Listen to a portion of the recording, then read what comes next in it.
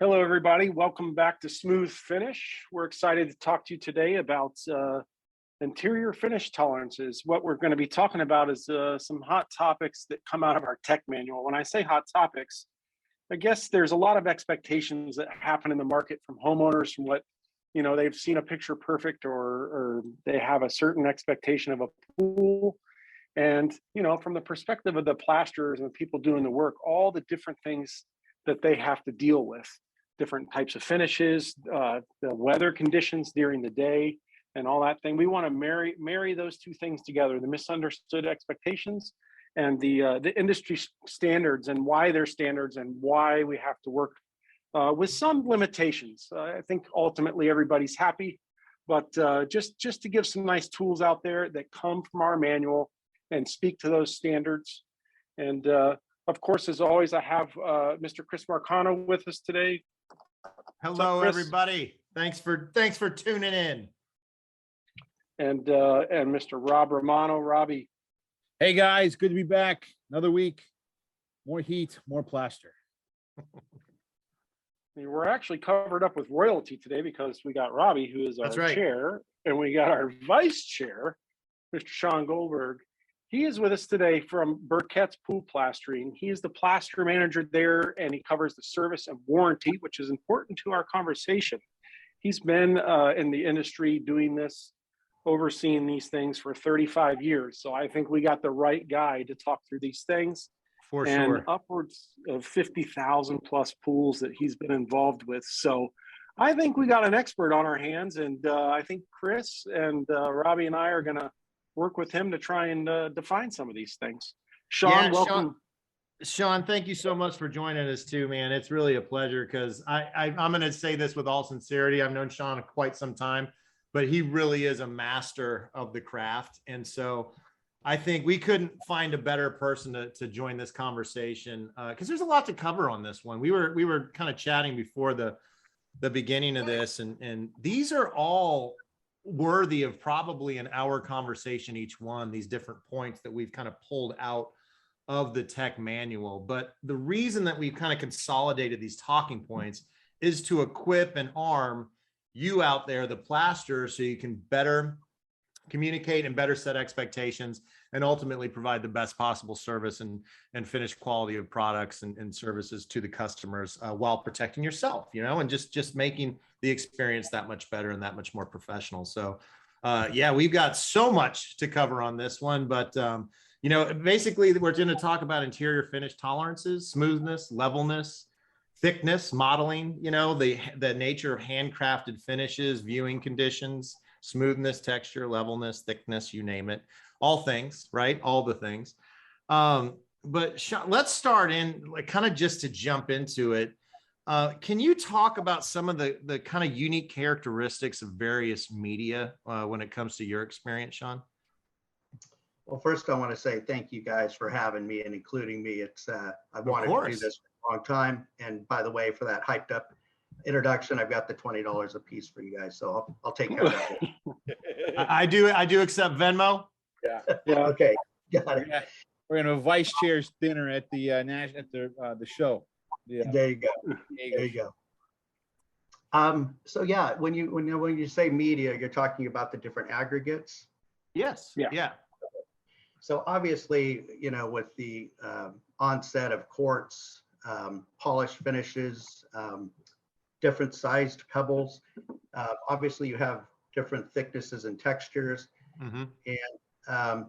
And that's why they're in the technical manual, there is that difference between the 3/8 inch and the 3/4 inch in there, because, obviously when you're doing a pebble, you have to put a little bit more material on there. It is something that you have to compact and wash. And so inherently it has to be thicker to start out with. Right. The other thing is I feel like thickness is important, because maybe in the old days, I think plasters put it on a little thinner than they do now. Now we use the amount of material we use, and the amount of material that the industry uses is huge. But But yeah, so each of those different medias have a different thickness to them, whether you're polishing it, whether you're doing quartz, or whether you're doing pebble. So do you feel by adding, kind of more plaster, do you think that's beneficial? Is it going to give you a more consistent finish? Is it easier to work? For sure. I mean, if you have a large pebble, which for a long time, we didn't have a lot of the smaller pebbles, or we didn't, have the mix designs that they do now.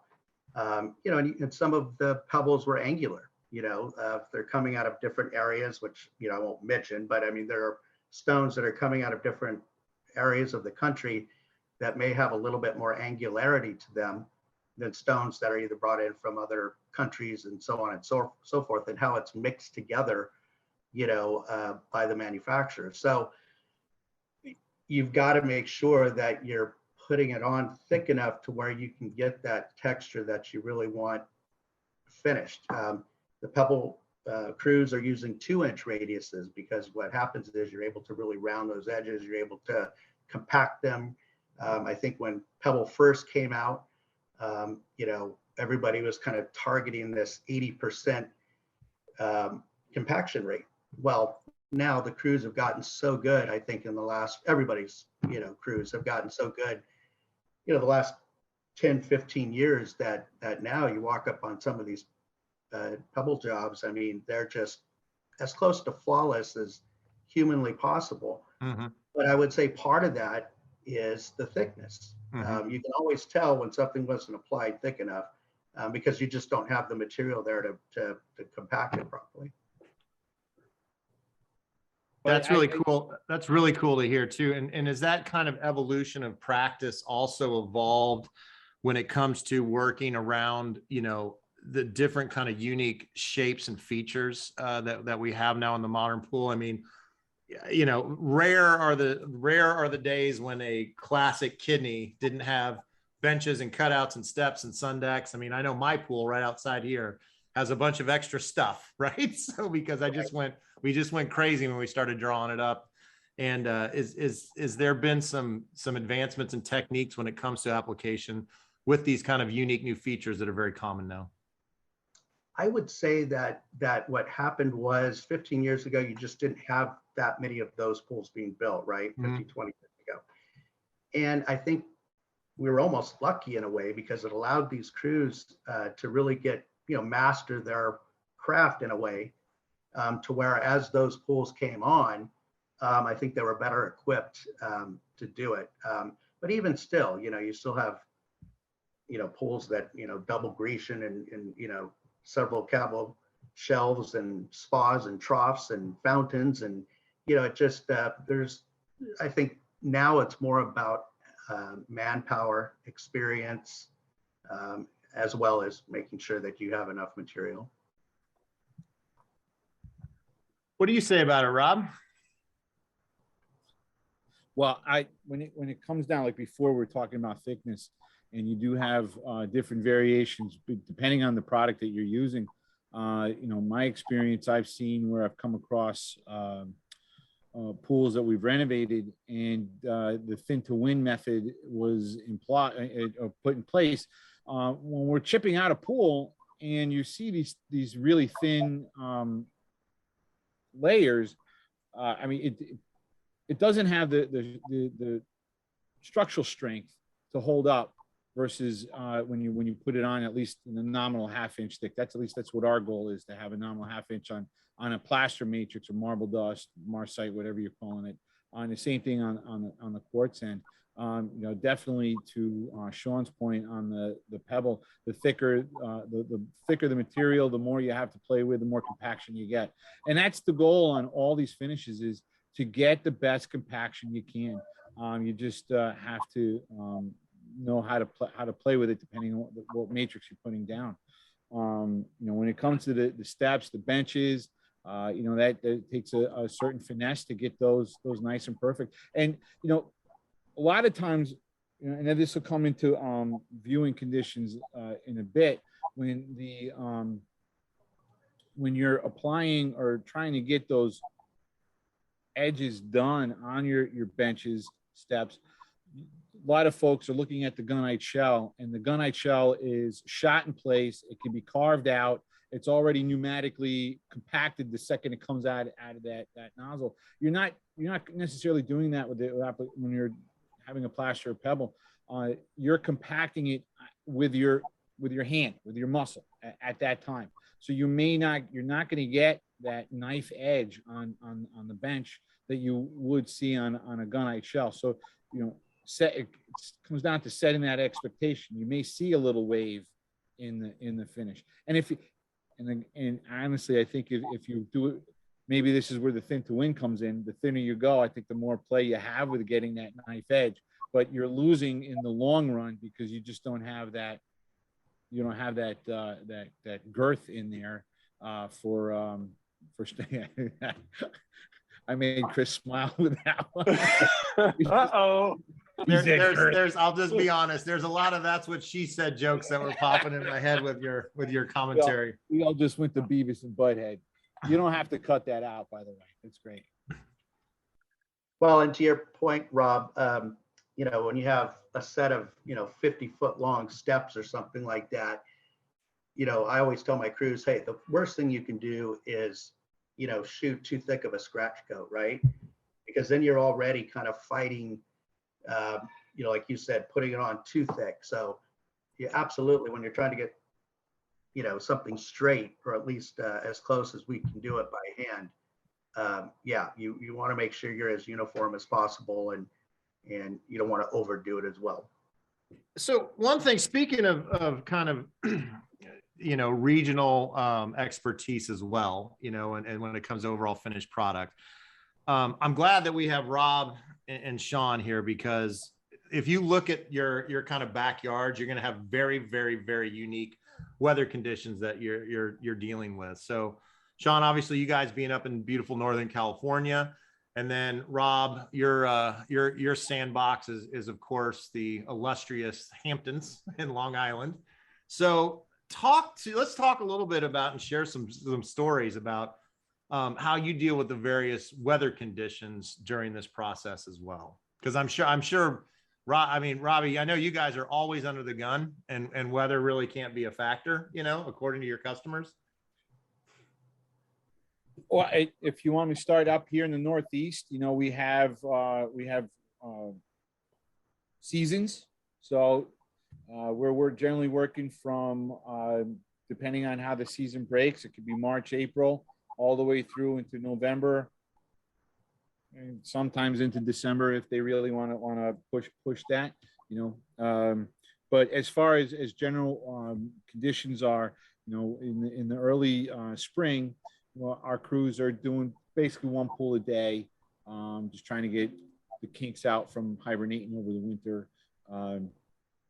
We do play with temperatures. Yeah. So we want consistent warm days, 45, 50 degree days, consistently to warm the shell up.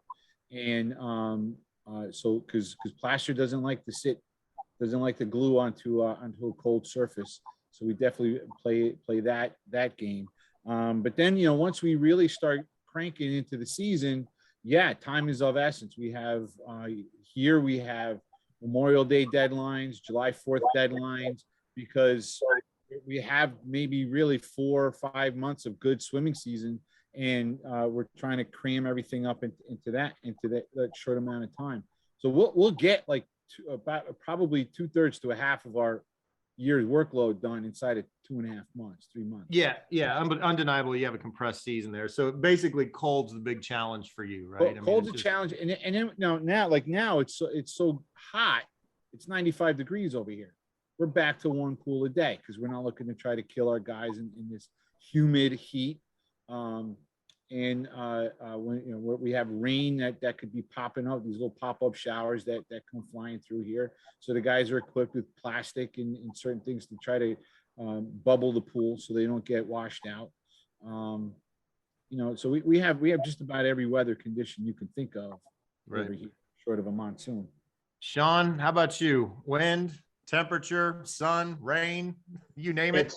It's funny because we don't really have to deal with too many freezing days. That's very, very rare. maybe a few, here and there, but for the most part, we're lucky in that respect. But having a really hot, dry heat, I think there's things that kind of work well.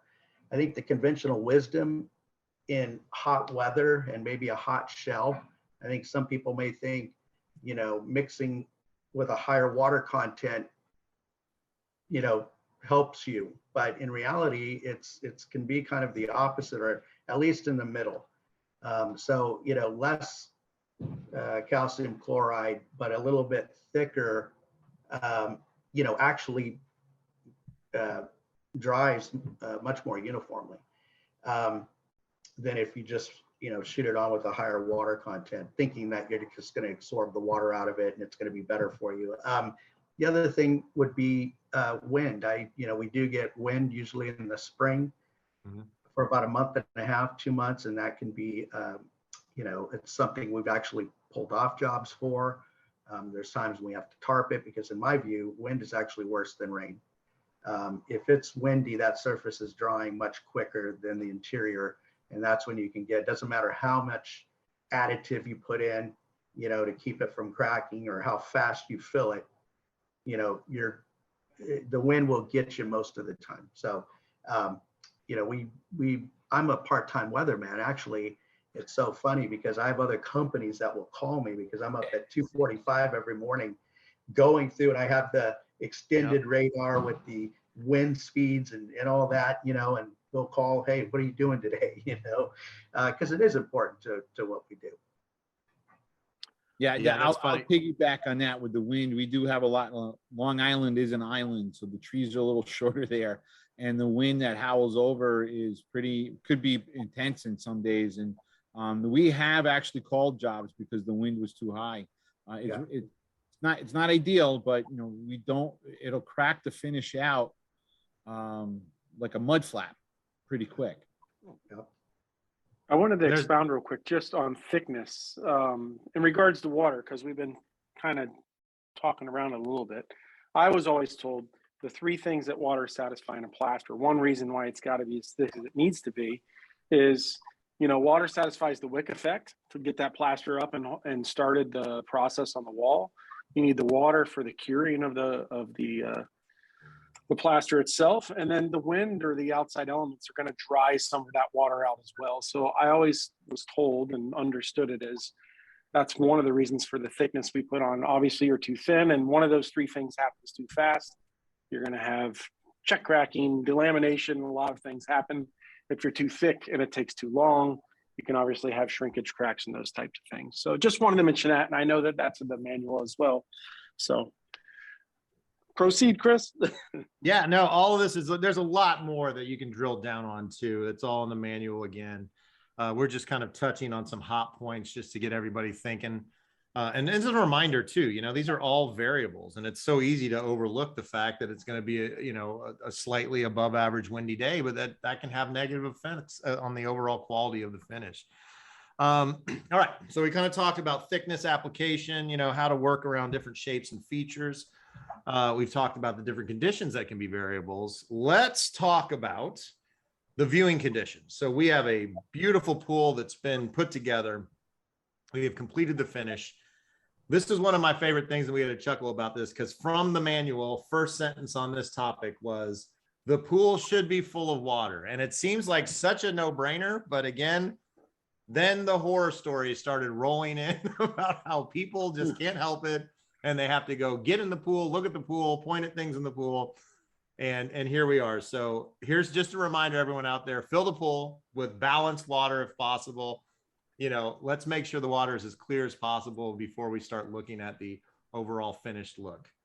Rob, why don't you share one of your tidbits about when this goes bad? Well, especially on the pebbles, they see that the guys can walk in the pool as they're acid washing and buffing some of them, and then when they're done, happy homeowner goes walking into the pool and they start scrutinizing every inch of the pool. Look at this, you got a little wave here, this is not flat here, this is not taking into account that the second you put the water in, it's gonna dramatically change what you're seeing and what you would feel, because you're buoyant 90% of the time while you're in the pool. So we had one customer that demanded that we redo the pool because there was like just a little bit of undulation on a wall, and it, hand applied product, try to get this smooth and level. There's no real gauge to it, and it was a great job. Once the water went in, the customer's like, oh, okay, now I get it. But yeah, and that's happened. They're walking in there. It's happened a few times throughout the years. But then we have to break out the old manual and say, this is what it says. NPC says, don't do this. Yeah, and it's also good to understand too, just again, fill it, try to have the water be balanced in there. If your water is out of balance, it can change the refractive state of the water depending on the calcium level, how much suspended particles are in there. So, a dull looking body of water can make for a bad looking finish. I mean, I can attest to this myself. If my water goes cloudy, if I've had too much stuff going on, my finish looks much different than it does when it's just diamond sparkling clear. So, there's a lot to be said about that. Just having balanced water, if possible, right? I mean, if that's controllable, if there's time there, it does take a little bit of time. But another thing that I want to discuss too is the big red flag, the big no-no of using artificial light. Because again, with an artificial kind of concentrated light, like headlights on a car or a very powerful flashlight at night, you're going to get a much exaggerated shadow effect going on. And it can make any swimming pool, no matter what the quality of the finish, look different than it actually really is, right? So that's another thing to consider. I know that, you want basically a high sun in the afternoon, or even best on a cloudy day, because I know the clouds act as a diffuser essentially to evenly spread that light, much like the kind of soft light covers they put on ring lights now for all the TikTokers out there, like Rob Romano. Check out his TikTok channel. But no, diffuse light, highlight, even light, it all is the best way to kind of inspect or show that finish there. Is there, Shaun, what do you guys typically do when you're walking through, or is there something that your crews are careful to avoid or institute? We, the builders now, I think, kind of understand that, and they're actually putting lights, in the deep end or up a little higher that shine into the water. Back in the old days, like even on some of our remodels, we'll go and they'll have a light that's almost directly on the floor, in the shallow end. And those are the areas that you really have to be careful. If you've done a good job and the light is higher up in the wall and it's not shining directly on the floor, normally, that's not an issue. But I've kind of trained my guys to know that if it's a remodel and there's nothing we can do about where the light's placed, that obviously that first 10 feet better look as flat as possible. It's still, you still have those once or twice a year, right? Where that call, and you've got to, pull out the tech manual and you've got to explain what's true and what isn't. Speaking of tech manual, so let's get into also my next fun discussion point here, the mystery of mottling. First of all, let's talk about mottling. Let's talk about, the phenomenon that is. Rob, I'll throw this one to you. What typically, how would you describe to a customer, to a homeowner, what mottling potentially is? Well, it's colored cement, or actually it's all cement. It's going through all its chemical reactions. There's thousands of chemical changes that's going on in the finish, and it's inevitable that some areas are going to react differently than others. And so if you have, especially on like a plaster finish, we mix in batches. It's all the same cement, same dye, same aggregate. However, it's being applied in a couple of different times. We get everything nice and uniform. You add water, and then all hell breaks loose inside the pool. You're going to have scaling. You're going to have morphing. You're going to have all kinds of weird things going on. So I try to set the expectation of not judging your finish the first 30 days of it being installed, because that's when all of this stuff is going to happen. So it's really it comes to setting expectation, and understanding that this is just a part of the process. It's always about covering your backside. We put in our contracts with our builders and our remodels a disclaimer that says, well, what to expect when having a smooth finish pool. Expect these modeling, these changes, different morphings to go on, and that it's not a painted surface. So most people get it. I'm trying to fix one tomorrow that doesn't. Going through the motion on that. So now where you don't get it, or where you do get it, is on the pebble side. You get it, but you don't see it because the stones kind of hide that. The cement is doing, especially if you have a color in the cement is still doing the same thing as a plaster or quartz, but it's hidden by the stone, because you're overpowered visually by the amount of stone that's in the finish, stone or glass. Yeah, good point, Rob. Sorry, Chris. No, just real quick, it reminds me of the other tool that the NPC has to offer everybody, which is the colored plaster release form, which kind of goes into detail. I mean, modeling is a phenomenon that happens with cement. It's generally in the cement. It's not the aggregates being used. It's what's going on in the hydration of that cement, and just so many variables that make that go that way. So for those plasters out there, know that tool is available to you. And again, this is fully discussed in the tech manual. And I just wanted to share that.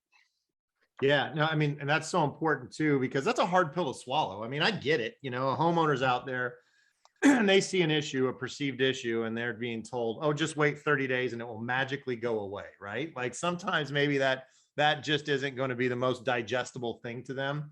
But the bottom line is, when you equip yourself with this expertise, with these facts, we all know that if you follow the right steps, this will remedy itself essentially, and it's totally normal and characteristic of these products and these different finishes. So, knowing that, having that confidence is key, and being aligned to with what the council and what the industry really has to say about it.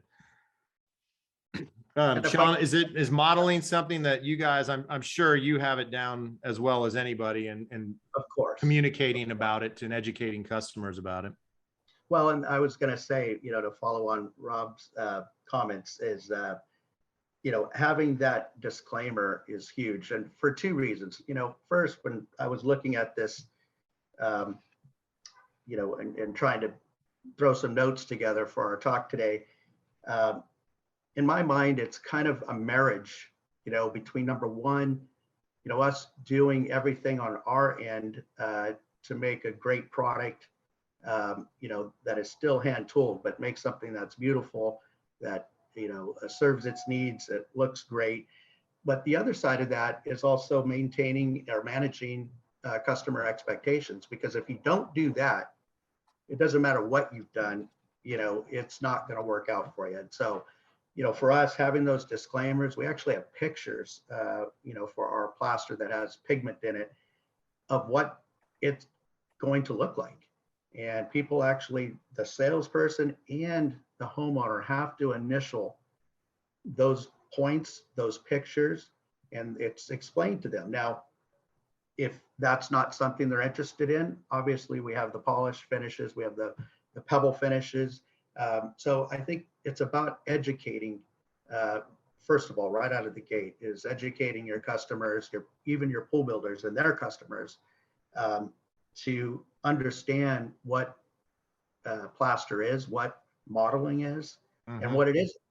Because let's face it, it's not structural. It's not going to inhibit how long the plaster lasts, but it is something that people need to be prepared for. I've shot, a dark plaster where half the pool is in the sun and the other half's in the shade. Well, you get a call, hey, half my pool's white, the other half's dark gray. I mean, it's going to take some time underwater for all that to work itself out and to get to a point where it was meant to be. And even then, you're going to have some modeling that's normal in a finish. And if it's explained up front, those calls dramatically decrease.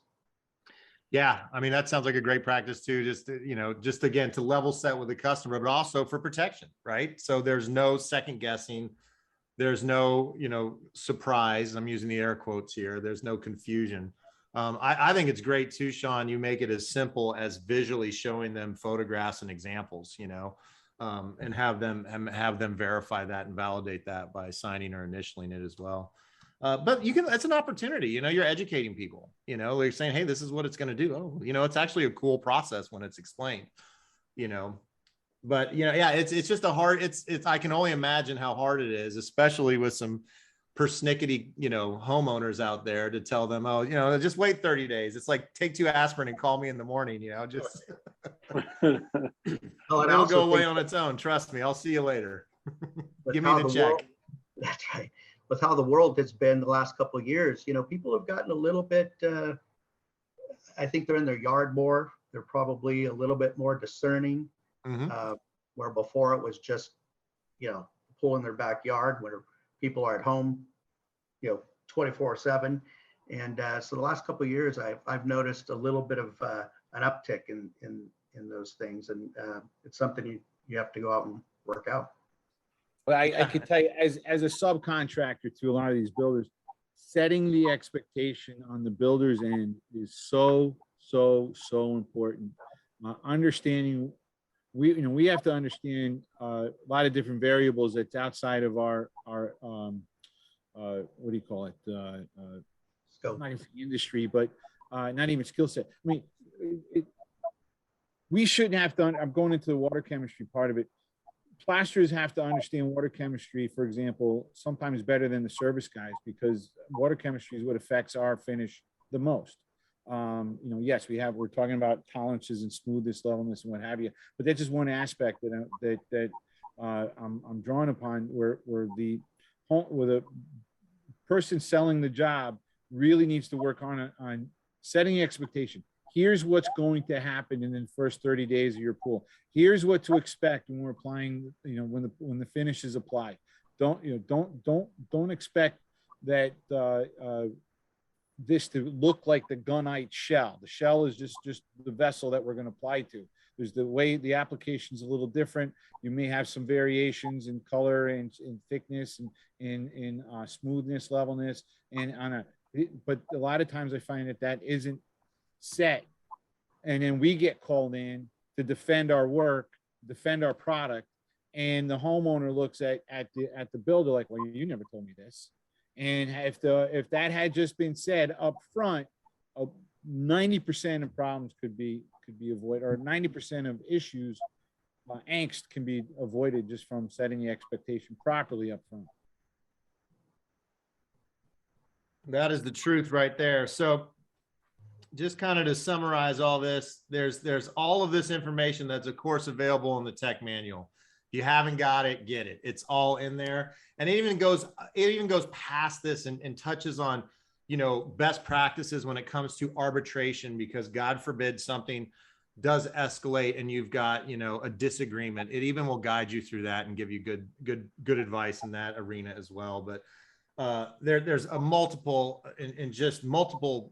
points of information, but thoroughly covered again are the handcrafted finishes, all aspects, viewing conditions, how best to view, to inspect and kind of assess the finished product.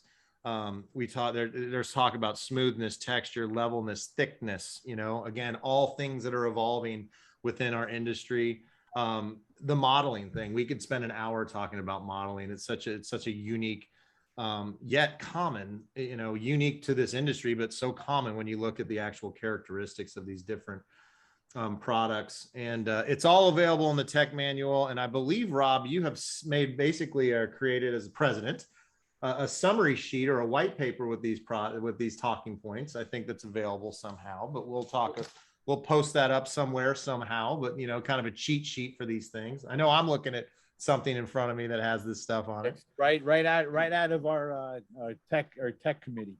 That's right. Cherry picked right out of the manual for you out there, NPC members. But it's great information. It was so nice to have Shaun join us again. This guy's been it all. He's seen it all. He's done it all when it comes to plastering pools and running a very successful plastering company. So thank you so much again, Shaun. Yeah, thanks for inviting me, you guys. We'll have you Well, back. great, guys. Remember, all this stuff can be found at npconline.org. You can order our manual on there and get it for yourself. I think we as a group laid it on thick enough, level enough, and certainly smooth enough for a smooth finish. Don't you guys think? That's right. Absolutely. Everybody be cool and brush your pool. All right, guys. Thanks again. We'll talk to you soon. Okay. Bye-bye now.